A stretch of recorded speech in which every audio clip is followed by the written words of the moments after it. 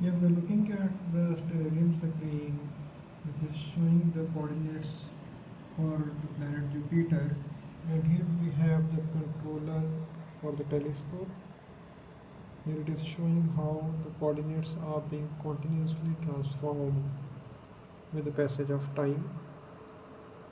So I am taking the output here, and instead of feeding it to the stepper motor controller, I'm feeding it to this digital storage oscilloscope. And here is one of the pulses for the azimuth control. So it's supposed to be around 11 microseconds duration, but it's actually turning up to be around 14. Anyhow, that could be. So we run it. So the occasional pulses that we see are the ones which control the motor. The blue graph is for the altitude control, while the yellow one is for azimuth control. Right now the change in azimuth is more frequent in comparison to that in altitude.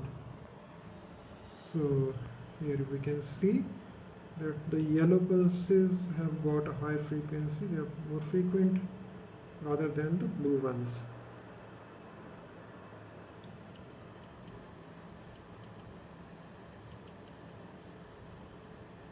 I won't be able to see the pulses here. Now we can see some of the pulses.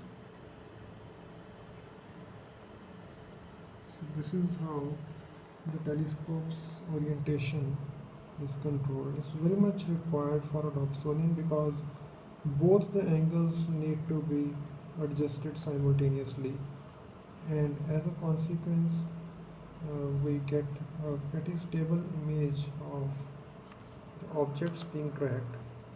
For example, here I can show you one of the videos of Jupiter. This video had been recorded